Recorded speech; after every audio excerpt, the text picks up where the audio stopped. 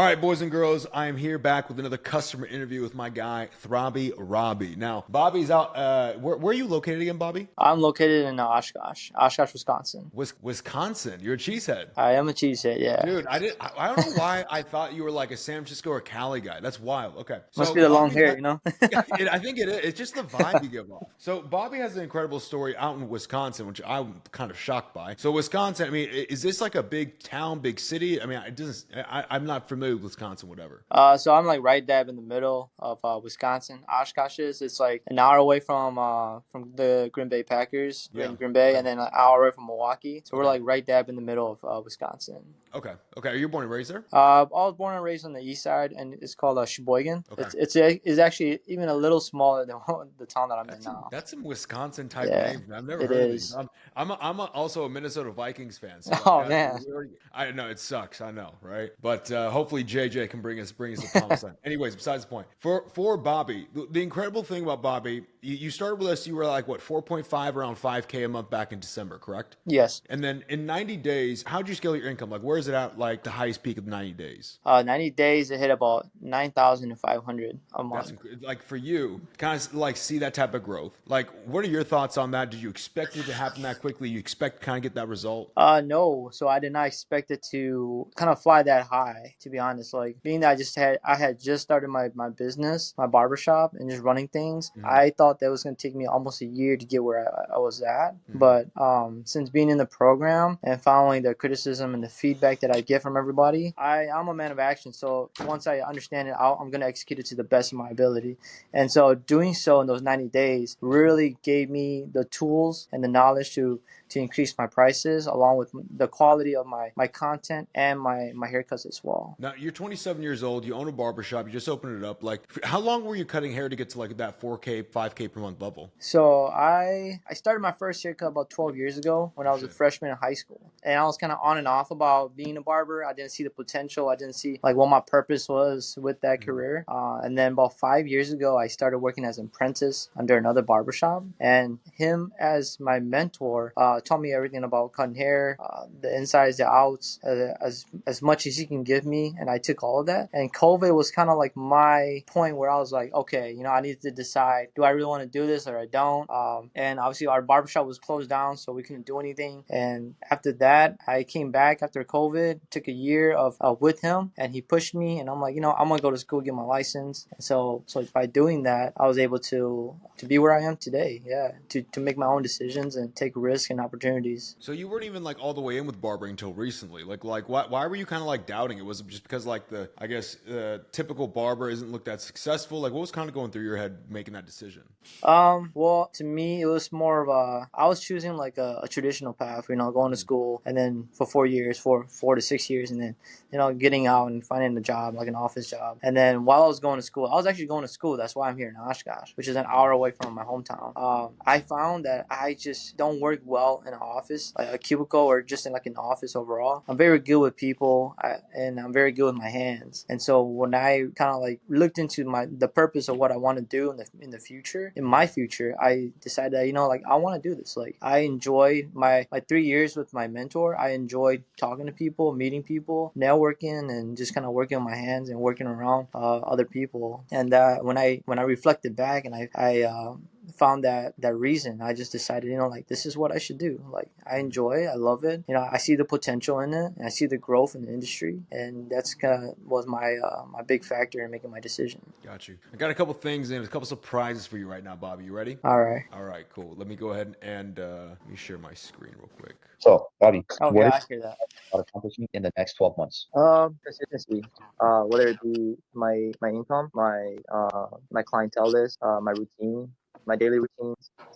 It's just kind of consistency, finding consistency in everything that I do for the shop and the growth that I can see with the shop. I think that's like my biggest thing, and that I'm looking forward to this coming year. So you said it's consistency, man, right? What was the biggest issue with consistency back then? The biggest thing for me about consistency was like clientele. My schedule wasn't very consistent back then. I mean, that was only a few months ago, and my schedule just wasn't as consistent as I wanted to be. Yeah. And now I can see that my schedule has definitely been consistent day by day and week by week. What's like the biggest difference you see between this guy right here and who you are right now as a barber and as a person? Definitely confidence. Confident just talking about myself, my business, and like what I want. For sure, I in these past few months working with the program, I definitely like found what I wanted in my business and like what I want to grow. And to be honest, like just being grateful of everything. Yeah. All right. Let's listen to the next one. So, okay. What are you most fearful of currently? Right now, it would be like risking a lot and losing the shop. Because I think everything right now for me is hanging on the shop. So the thing that I fear the most right now is losing the shop, and obviously, trying to find other ways to earn income. So income was like a big struggle for you back then. I mean, you even said like you were worried about the shop. Was you worried about like surviving with the shop because you only make 4K a month? Like what was going on? For sure. Like I would say, like during that time, my expenses were high. My expenses are actually the same as what they were before, except just that the increase in income has definitely helped me.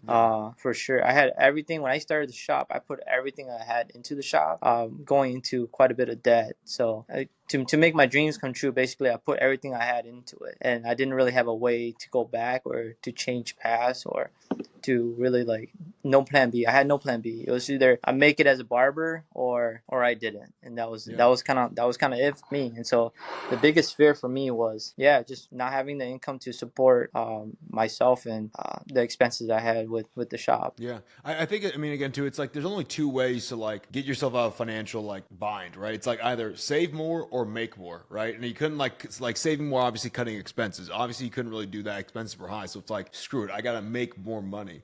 Even with that, like I think a lot of people would have balked at even like working on this program or joining this program because they would have been like, oh no, I gotta figure out this stuff. Like what? Why did you decide to even work with us when you still had like this going on? You had like other projects, obviously with the shop and like trying to get this thing going. What went into that decision for you? Honestly, it was a day. It was like a random day, and I came across one of your videos actually, Daniel, on Instagram, and I was listening to it, and then it was actually while I was scrolling through one of Marvy Mar's videos, and you came up, and then I started seeing you on my feed, and I started listening, and I'm like, like that makes a lot of sense. And I in my head, I thought it was impossible to make $100, a haircut, or to even work to do the things that a lot of people in the program I see doing, and I'm like, I don't see myself there. I don't know why, but I just didn't see myself there. And when I joined the program, I thought it was too good to be true. Like how is this program gonna get me to $100 in like a year, or like, or just gonna get me up there, right? Without even seeing anything that I do or anything. And I was like, you know what? Why not? I was talking to Sino and to Paris, and they're like, really, like if I take it, I take it, and if I'll still be making money, I'll make the money back anyways. And if it gives me any type of benefit, I'm gonna take it and I'm gonna go with it. If it doesn't, like it'll just be a loss, and I'll learn from the mistake. But literally the first like week in the program, I was like almost astonished, like watching the videos that you put out in the modules, along with talking to all these other barbers. Like I didn't really see that having a barber community was so supportive and so inspiring to just see everybody like doing the same thing you are and making it to the point where you thought you never could. And then to see the program help me to get to those spots as well was like it's unbelievable. I was gonna ask real quick too, like for you, because obviously like you were very scared. You said like you didn't see what was possible. What changed your mind overall? Because that is a big mindset shift, right? Thinking like something is possible, impossible, switching like, oh no, this is possible. What made that mind shift? Was it the community? Was it just seeing the results that other people get in the program? Was it the Q&A calls? Like what was it? I mean, it was a combination of a lot of things. Really, it was like the Q&A calls, being on the calls like almost every day through the week, listening to you, listening to the other coaches, along with just seeing what people are achieving through the community. That was the biggest thing for me because like I see things on social media quite a bit. People just kind of like showing their achievements on their portfolio and on their pages, but like to actually see a community where we're supporting each other and giving each other feedback and actually like being proud of their achievements and not seeing like in a way of they're bragging about it. Absolutely. And I think that part right there made a lot of sense to me because like it showed me that what I thought was impossible was actually real and it was achievable right a bit away from my grasp. And all those people are in the program doing the same thing that I'm doing, following the same steps that I did.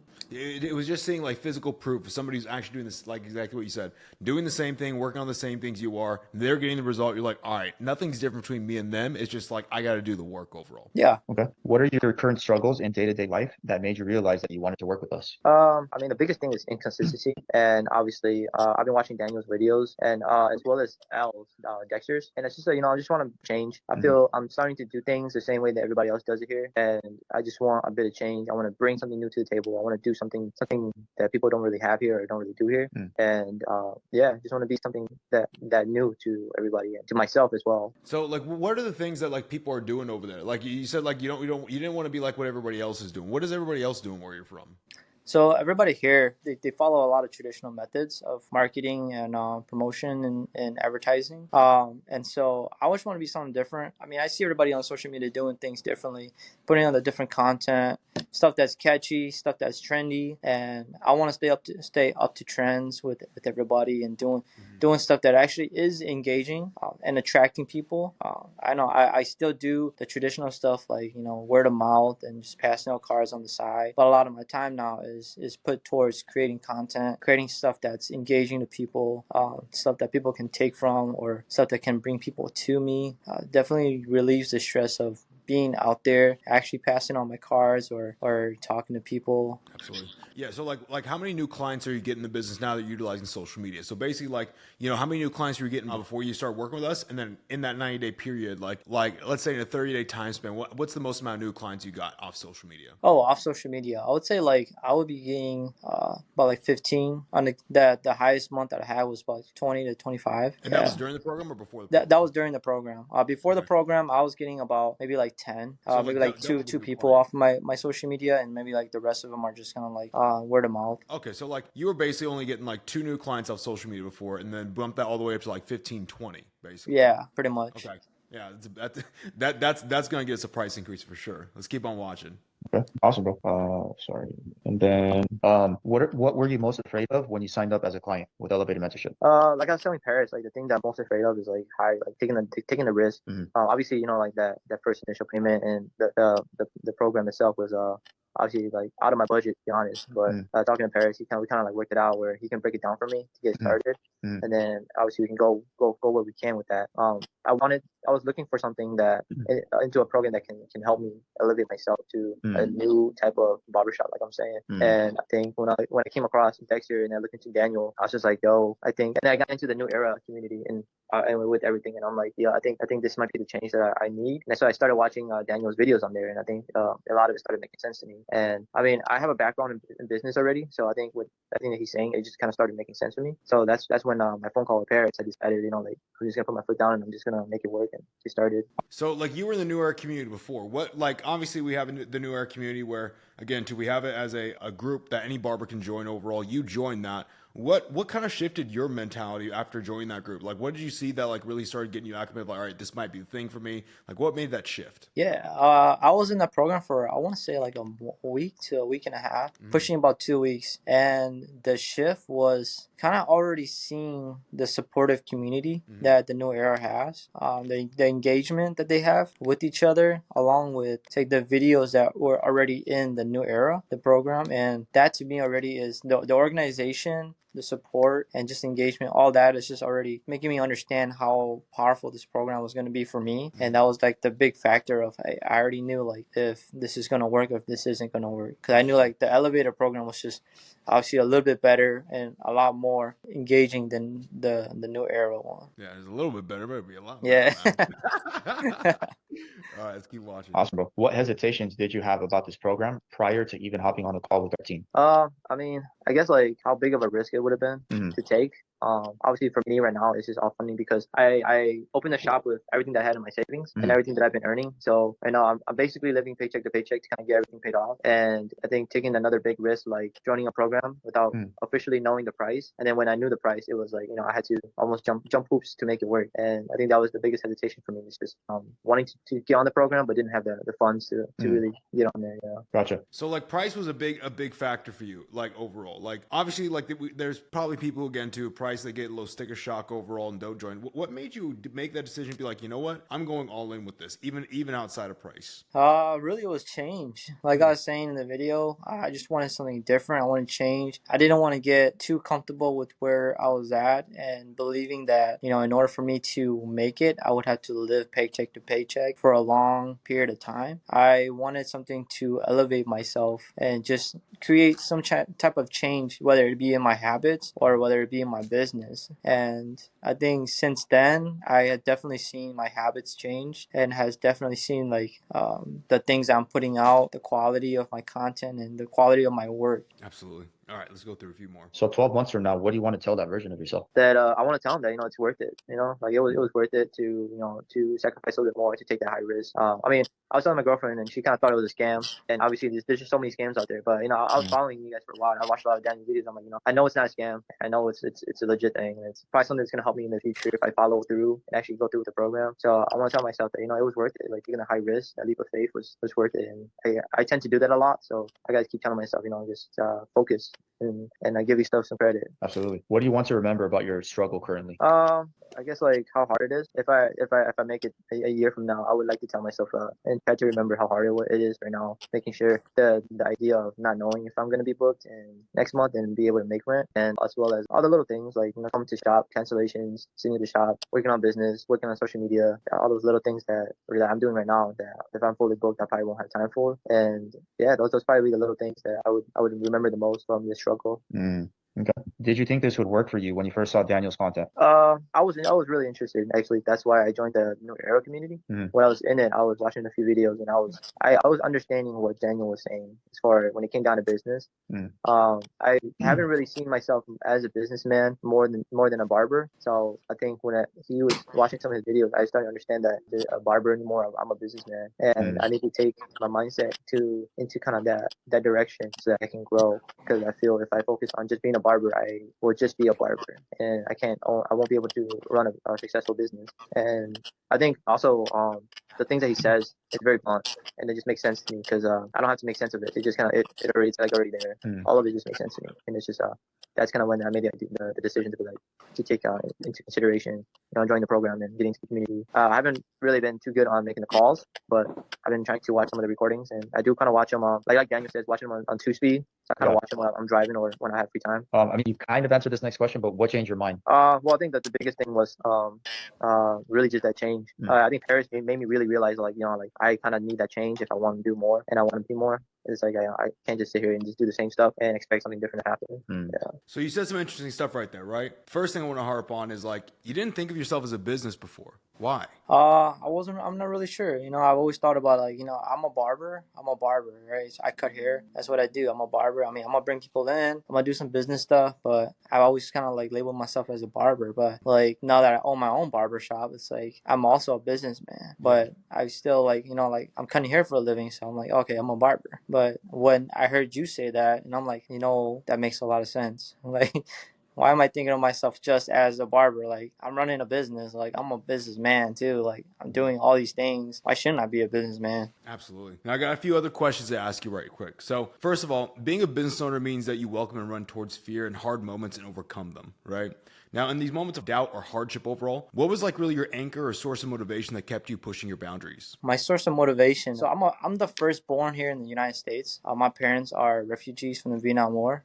So running away, they came here not knowing or knowing little English at all. And so being born here as the first generation, I found that it was very hard, but I wanted to be the source of change for my parents, where their mindset is like, we got to work hard. Working hard earns money. But to me, I wanted to be working hard and working towards the future. I need to work smarter and I need change. And so in order for me to do that, to achieve those things, I need to invest in myself. I need to outsource knowledge. I need to study more and things that I actually that will benefit me. And so with this program, that's what I wanted to do, was to invest back into myself, create a business, and start creating wealth that I can pass on instead of just working paycheck to paycheck and hoping that my family will be able to make it next month or the month after that.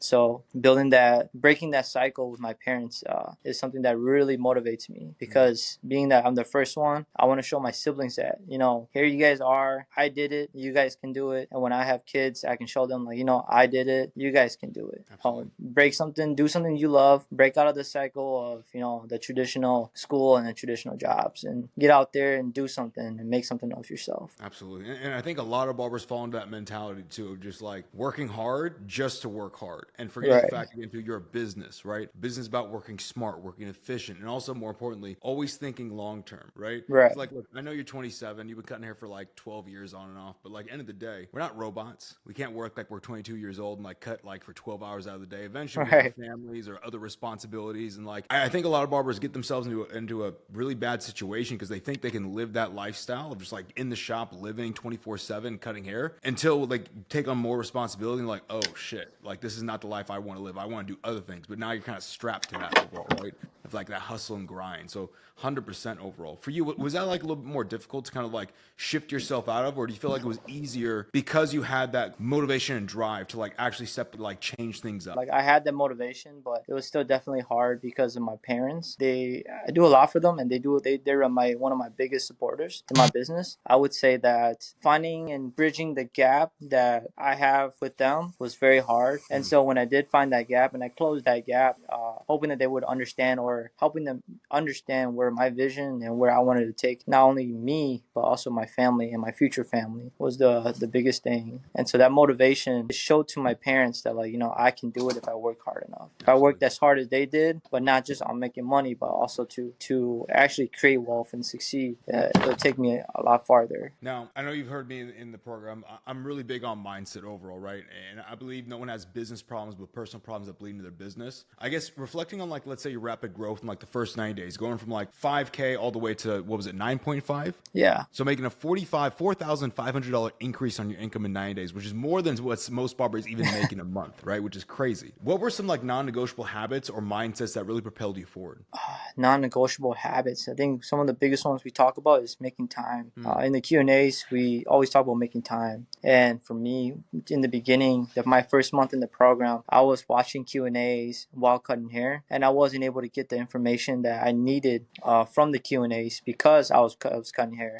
And after that first month, I started making time where I actually took an hour off and actually sat down and watched the Q&As. Sometimes even being able to be in the Q&As. And that was the most important part for me, is learning to make time for the business. And that carries over into my personal life as well, because now that I'm making time, I actually show up to work an hour early so that I can do all my studying, do all my content editing, and then I actually leave an hour later because I'm doing the same stuff. I'm plugging in all the stuff that I need to do, all my income expenses. I'm editing whatever I need to do. I'm doing like little touches of studying or anything. So just that habit alone has definitely progressed me farther than I would have if I just kept being comfortable where I was at. I think I was more of like, okay, I'm done with work. All right, I'm gonna go home. I'm gonna make dinner, and that's the end of my day. But now it's more of like, okay, I gotta show up early. If I gotta do a 12-hour just because I gotta show up early, I gotta do a 12-hour because that's what I need to do for the business to keep it going for the day. Absolutely. And here's the biggest thing, right? I just ran some numbers real quick.